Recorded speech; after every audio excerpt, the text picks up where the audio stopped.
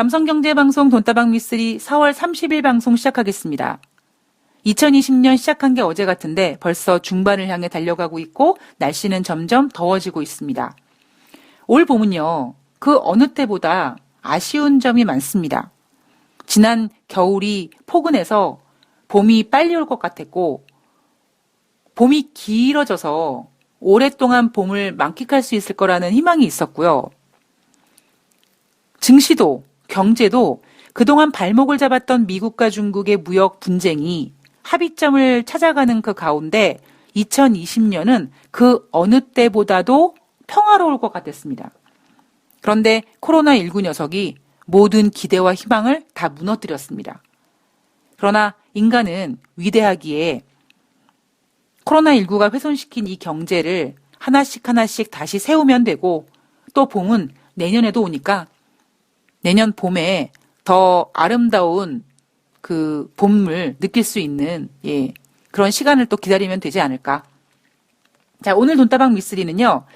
4월 29일 수요일 뉴욕 증시 마감 현황에서 나온 이슈들을 미쓰리 스타일대로 돌려보고 뒤집어보고 갈기갈기 진짜 발교도 보고 다양한 시각으로 한번 풀어나가 보도록 하겠습니다. 이날 뉴욕 증시는요. 3대 지수 모두 2에서 3% 상승을 했고요. 어떤 언론에서 이날 뉴욕 증시는 경기 침체를 코로나 치료제가 덮었다라고 표현을 하는데요. 이 표현을 능가할 표현은 없는 것 같습니다. 자, 그렇다면 과연 경기 침체 어느 정도였어? 그리고 어느 정도일 것 같니?를 좀 보도록 하겠습니다. 1분기 미국의 GDP 증가율이 발표가 됐는데 시장 예상은 마이너스 3.5였습니다. 물론 1분기에는 마이너스 3.5였으나 2분기는 예측하는 투자은행별로 차이는 있으나 마이너스 증가폭이 두 자릿수 이상일 것이다 라고 지금 예상하고 있습니다. 그런데 이날 발표된 1분기 미국의 GDP 경제성장률은 시장 예상보다 더 부진한 마이너스 4.8이 나왔습니다. 금융위기 때는요. 2008년도 4분기에 마이너스 8.4를 기록했거든요. 그리고 2019년 1분기 경제성장률은 마이너스 8.4보다 좀 좋아지는, 그러니까 곧바로 회복되는 모습이 나타났습니다. 우리가 2008년도와 2020년 이 상황을 비교할 때 뭐를 기준으로 봐야 되냐면요. 제가 지금 코로나19가 경제를 훼손시킨 이 엄청난 상황은 2008년도 금융위기가 명암도 내밀지 못할 상황이다라고 말씀을 드렸잖아요. 그리고 제가 말씀드린 대로 지금 발표되는 경제 지표는 2008년도의 지표보다 더 많이 훼손된 지표들이 나오고 있습니다. 그 이유가 정확히 뭐냐면 2008년도는요. 금융 시스템이 망가진 겁니다. 그러니까 금융 시스템이 무너진 겁니다.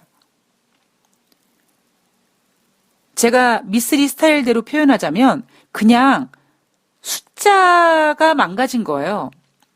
제가 앞서 방송에서 뭐 증권회사 근무하는 직원이나 혹시 은행에 다니는 직원분들이 계시면 매일 돈 만지고 매일 신사임당 얼굴을 쓰다듬고 매일 모니터에서 뭐 몇억, 몇십억 뭐 이렇게 키보드로 치고 막 송금하고 매매하고 그러지만 그 숫자가 실감나지 않는다.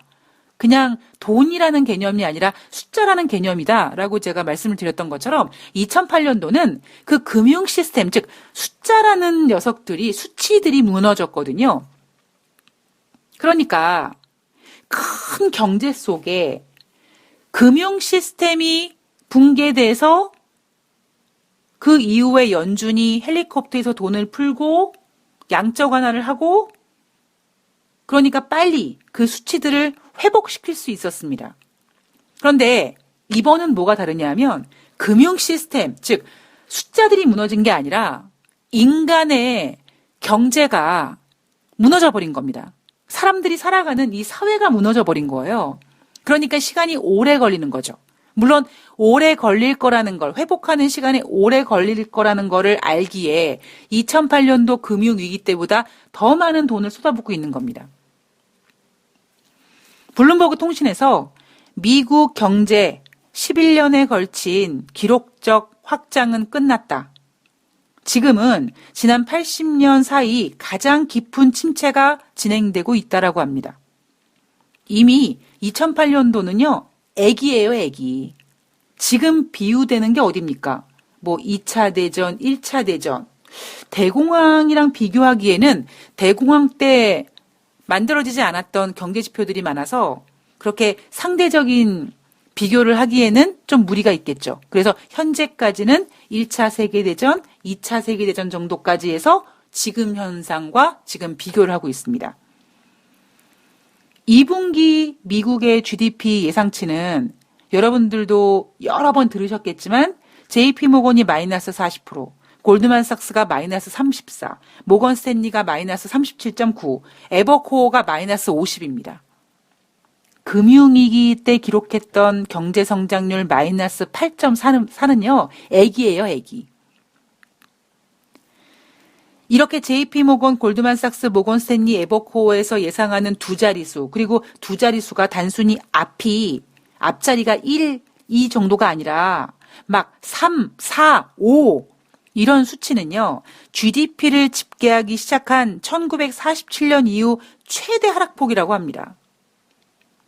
그리고 경제 전문가 33명을 대상으로 한 설문조사에서는 2분기 미국의 GDP 경제 성장률은 마이너스 24% 정도 될 것이다. 그러니까 앞서 네 군데 투자은행들보다는 조금 점수를 더 줬죠. 20%대니까. 대신에 3분기에는 플러스로 전환될 것이다. 그럼 예상하고 있는 지표가 지금 4.7% 반등을 예상하고 있다고 합니다. 여러분, 지금은 힘들어요. 지금 엄청 힘들어요. 그런데 조금만 버티면 괜찮아질 거래요. 그럼 여러분 어떤 생각을 하십니까? 지금은 힘들지만 버팁니다. 제가 지난 10년 동안 하도 이제 힘든 시간들을 많이 이제 겪다 보니까 기대가 없잖아요. 내년에는 좀 좋아질려나? 그리고 제가 앞서 방송에도 몇 번 말씀드렸듯이 뭐 예를 들면 저는 제가 어떤 뭐 점을 보는 게 아니라 제가 증권회사에 이렇게 근무하고 있을 때 그 무속인 분이 오셔가지고 뭐 이렇게 봐주시거나 아니면 그 제가 근무하던 지점의 그 동네에 다른 증권사 직원들끼리 이렇게 모임이 있었는데 그때 동원증권이었어요. 지금은 이름이 없어졌는데 그때 동원증권 모 지점장님이 역학을 공부하셨는데 저한테 그러시는 거예요. 이주임은 36살에 직업이 바뀔 거래요. 그래서 제가 아니 이게 무슨 그렇게 어마어마한 말씀을 하시냐. 아니 36살이면 증권회사에서 뭐 빠르면은요 지점장도 될 수 있는 나이고요. 못해도 최소한 대리 이상 과장 정도 되는 나이입니다. 그런데 세상에 36살에 직업이 바뀐다라니 그 얘기는 36살부터 다시 다른 업종 가서 제일 밑에서부터 다시 시작한다는 얘기잖아요. 말도 안 되는 소리라 그랬거든요. 근데 정말 정확하게 제가 36살에 직업을 바꿉니다. 그게 언제예요? 2010년도. 제가 36살이 되는 해에 증권사를 그만두고 경제방송인이 됩니다. 저는 약간 그런 그 무속의 그 힘을 좀 믿어요. 제가 경제방송에서 또 엉뚱한 얘기 한다고 하시겠지만 저는 예전에 정말 숟가락 세우는 것도 진짜 제 눈으로 봤고요. 근데 제가 그동안 힘든 시간들을 보내면서요. 지난 10년 동안 저를 버티게 했던 힘이 뭐냐면 너무 힘드니까 앞날을 알 수가 없으니까 당장 나 오늘 저녁에 밥은 먹을 수 있니? 쌀이 없는데? 뭐 이런 지경이다 보니까 어떻게 해서 이제 그 무속인 분들에 대해 여쭤보면 뭐 그동안 너 힘들었지? 지금도 힘들지? 근데 내년부터는 조금 풀릴 거야. 아, 그래요? 아, 저는 뭐 갑자기 확 풀리는 것도 바라지 않아요. 조금만 풀려도 돼요. 괜찮아요. 알겠습니다. 그러면 그 내년에 풀릴 거라는 그 한마디를 가지고 그 남은 시간을 버팁니다. 그래서 또 새해가 되면 그래, 올해부터는 좋아질 거야. 좋아지겠지. 힘든데도 계속 아니야, 다음 달엔 좋은 소식이 있을 거야. 그렇게 10년을 보냈습니다. 저는요, 인간이 가지고 있는 가장 무서운 저력은 좋아질 거라는 기대감이라고 생각합니다. 제 경험상 그래요. 지금 GDP를 집계하기 시작한 1947년 이후에 최대 하락폭인 두 자릿수의 경제성장률 마이너스, 그것도 뭐 10몇 프로가 아니라 막 30%, 50% 이런 마이너스 경제성장률이 이제 2분기에 발표가 되는데 지금 우리 뭐 하고 있습니까? 그래, 2분기에 힘들 거야. 그런데 3분기에는 플러스로 전환될 거야. 그래, 버틸 수 있어. 우리가 지금 이 희망으로 버티고 있는 겁니다. 저는요, 제일 무서운 건 지금 시장에 쏟아붓고 있는 돈보다도요, 코로나19보다도요, 저는 사람들이 생각하고 있는 이 희망이 가장 무서운 녀석이라고 생각합니다. 3분기에 4.7% 반등을 예상하는데, 자, 우리 돈다방 미스리 청취자님들은 이런 거 한번 생각해 보죠. 뭘 생각하느냐? 제가 앞서 방송에서 지금 최근 들어서 매일매일 앵무새처럼 말씀드리는 내용이 뭐냐면, 지금 미국은 기업 실적이든 경제 지표든 2008년도 기준으로 잡고 좋게 나오진 않을 건데 예상치는 나쁘게 나올 거지만 어느 기준으로 잡지? 그랬을 때 2008년도 금융위기 때를 기준으로 잡고 눈높이를 일단 크게 낮춰놓습니다. 눈높이보다 잘 나오면 선방한 거고, 그런데 눈높이보다 못 나왔을 때는 표현은 하지 않지만 티는 안 내지만 살짝 걱정을 합니다. 그렇듯이 1분기 GDP가 마이너스 3.5를 예상했는데 마이너스 3.5라는 이 지표를 만들어낼 때 얼마나 괴로웠겠습니까?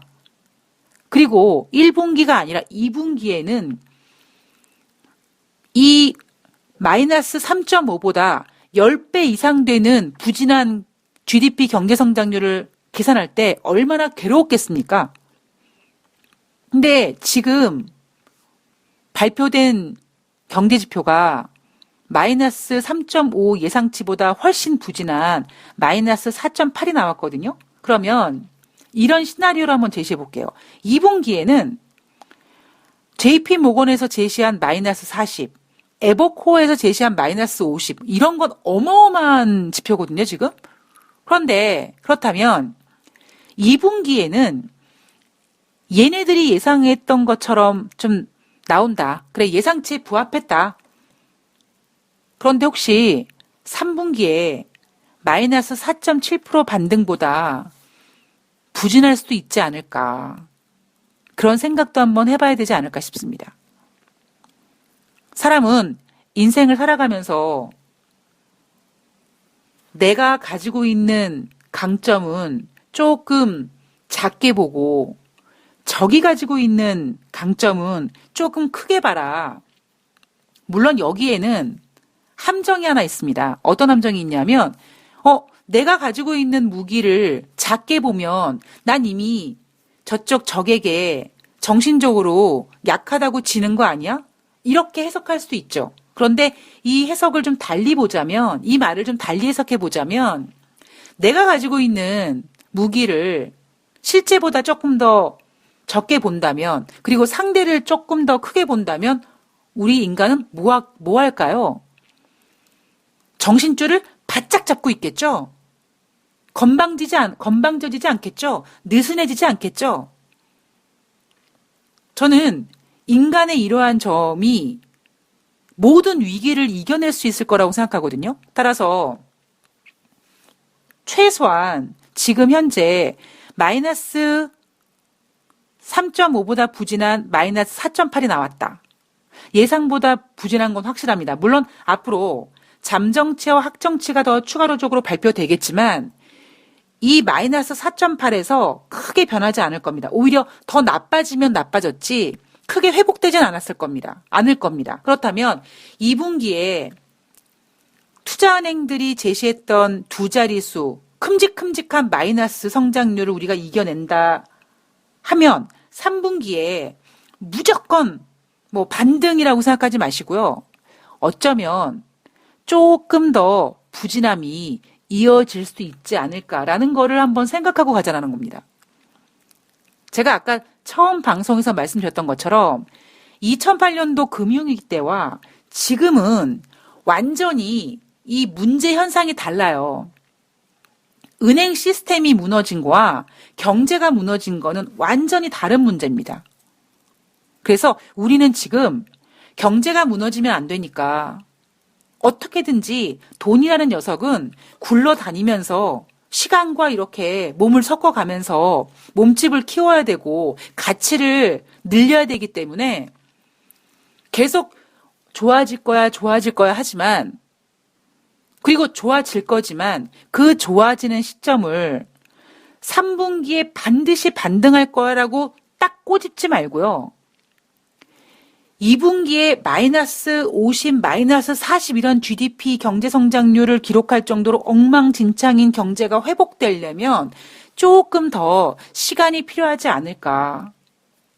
그리고 어쩌면 조금 더 시간이 필요해서 차근차근 올라오는 게 더 맞는 게 아닐까라고 생각을 합니다. 물론 인간의 삶과 경제는 조금 다르죠. 그죠? 경제는 결국 돈이기 때문에 결국 돈이라는 거는 인간의 욕망과 탐욕이 담겨져 있는 거기 때문에 또 인생의 문제, 사람의 인생과는 좀 다른 문제입니다. 근데 제가 지난 10년 동안 이제 힘든 시간을 지내오면서 제 스스로 얼마나 빨리 다시 성공하고 싶었겠습니까? 얼마나 빨리 성공이라기보다 얼마나 빨리 재기하고 싶었겠습니까? 재기할 수 있는 방법이 있었단 말이에요. 증권방송에 가서 저 증권 전문가 하겠습니다라고 얘기하면 이 바닥에 여자가 별로 없기 때문에 거기에다가 증권사 출신의 여자인데 또 더럽게 말빨 세고 그리고 경제방송 해봤더니 시청률 잘 나오고 그러니까 경제방송에서 증권 전문가로서는 언제든지 콜이었어요. 하물며 어떤 경제방송에서는 혹시 주식소녀님 증권 전문가 하실 거면 우리랑 하셔야 됩니다. 다른 데랑 하시면 안 됩니다. 이런 이런 요청까지 받았었습니다. 그럼 저는 그때 제가 증권 전문가를 했으면 돈적으로는, 금전적으로는 빨리 좀 뭔가 회복이 됐겠죠. 그런데 제가 가장 머릿속에 그 지난 10년 동안 간직해왔던 생각은 뭐냐면 제 멘토님께서 이제 미쓰리 너는 인생에 한 번 기회를 크게 잃었고 그리고 이제 다시 재기하는 과정에서 만약에 또 무너지면 다시 일어날 수는 있지만 그 일어나는 시간과 그 힘듦은 셀 수 없다. 그래서 이번에 다시 내가 일어나면 만약에 다시 일어났는데 또 무너지면 다시는 일어나지 못할 수 있을 거다라고 생각을 하고 급하게 서두르지 말고 차근차근 단단하게 일어나라고 그런 부탁을 저를 만날 때마다 해주셨거든요. 그래서 당장은 사람은 쉽게 변하지 않잖아요. 제가 막 똥꼬발랄하고 막 이러니까 이 똥꼬발랄하고 막 재수없고 건방지고 이런 캐릭터가 바닥을 찍었는데 너무 힘들어서 증권경제방송 가서 쉽게 돈 벌어가지고 또 금전적인 여유가 생기고 또 막 카메라 TV 틀면 수도꼭지처럼 여기저기 나오고 이러면 또 제가 또 오만방자이지 않겠습니까? 그럼 제가 또 금방 또 무너질 것 같은 거예요. 그래서 당장 먹고 살기 힘들지만 한번 일단은 그런 것보다는 제가 다시 무너지지 않기 위해서 차근 가자. 급할수록 천천히 가자. 그래서 제가 10년 동안 이러고 있는데요. 대신에 저는 다시는 무너지지 않을 자신은 있습니다. 시간이 필요하죠. 뭐든지 시간이 필요합니다. 그래서 저는 워낙 2008년도에 정말 웬만한 사람이 겪기 어려운 일을 겪었기 때문에 회복 시간이 오래 걸렸습니다. 10년 넘게 걸리고 있어요. 중간에 만약에 제가 증권 전문가에서 빨리 돈을 확 모았으면 금방 또 금전적으로 회복될지 모르겠습니다만 또다시 무너질 수 있겠죠. 제가 지금 글로벌 경제, 제가 어제 짝꿍댕이 말씀드리면서 W자인데 왼쪽 궁댕이가 더 클 거다 이런 이야기를 해드리는 이유가 뭐냐면 지금 진행되는 모든 부양책이라든가 이런 진행 상황, 하다못해 코로나19 치료제 진행 상황조차도 너무 급해요. 물론 그 급한 이유는 알고 있습니다. 경제라는 녀석은 뒤로 빽하면 안 되거든요. 제가 앞서서 미국 경제지표 발표하면서 경제지표에서 전월 대비 변함없음은 변함없는 게 아니라 부진한 거다. 무조건 경제는, 무조건 돈은 앞으로 나가야 되는 거거든요.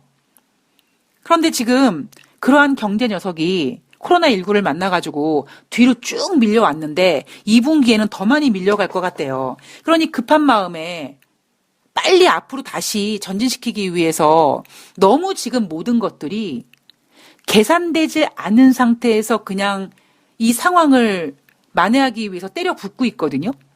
그러면 당연히 빠른 회복은 되겠지만 분명히 이거는요.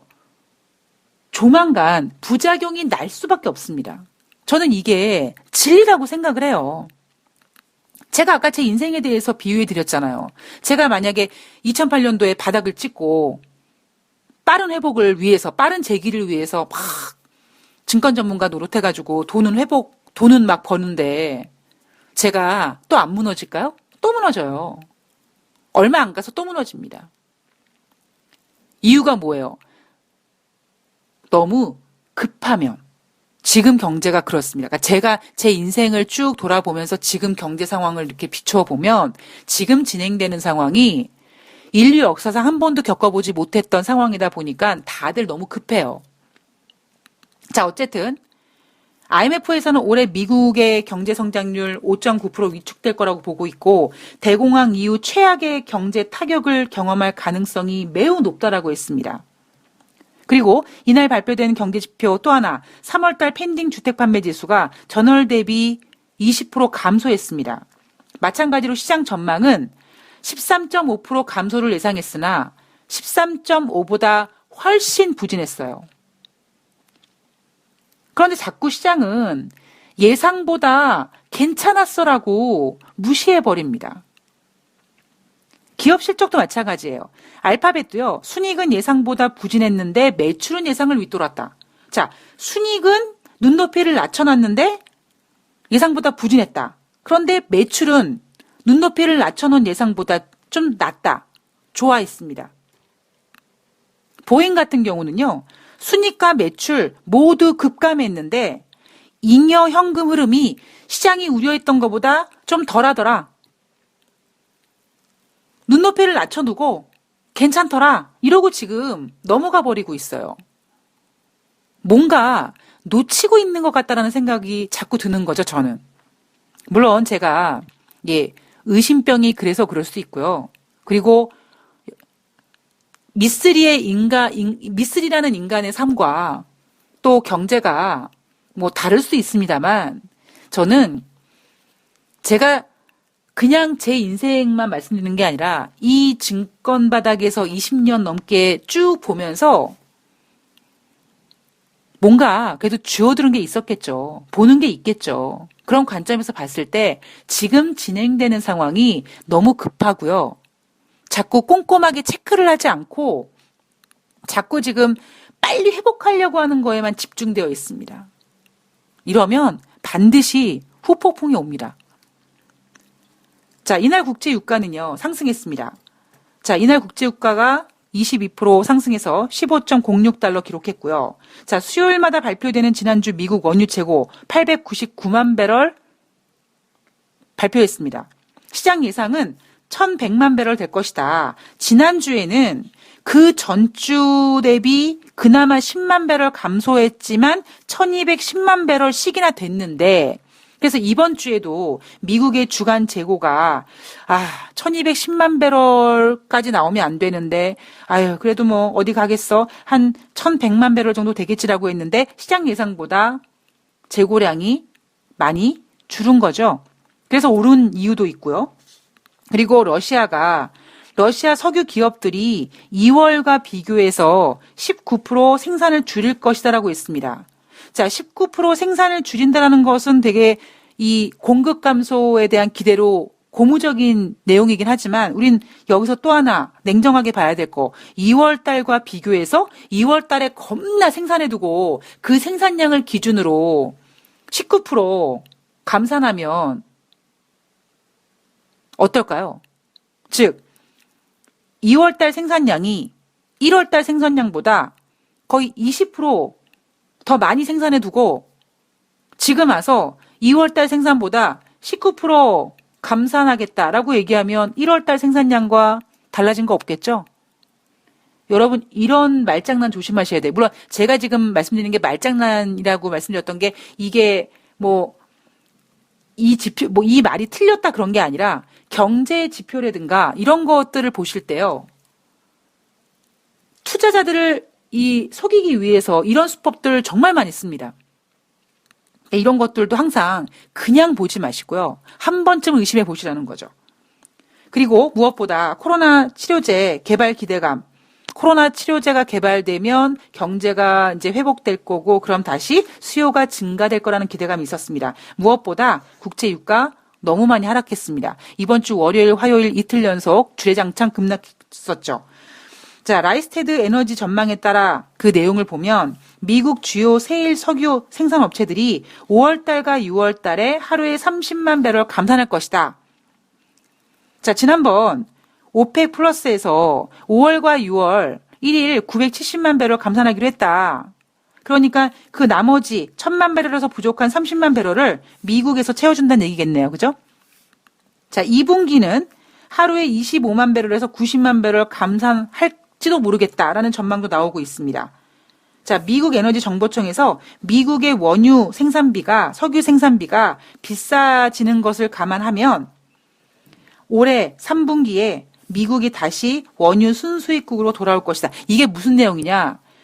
미국 기업들이 원유를 생산해서 막 석유를 만들고 이런 과정에 그 비용이 너무 많이 들어가니까 그냥 아예 수입해서 쓰자. 석유를 수입해서 쓰자. 이렇게 생각을 바꿀지도 모르겠다라는 거죠. 물론 지금 미국의 셰일 업체들이 이렇게 감산을 하겠다라고 얘기하는 거는 뭐 인류애가 발휘돼서 그런 게 아니라 국제 유가가 너무나 많이 하락했고요.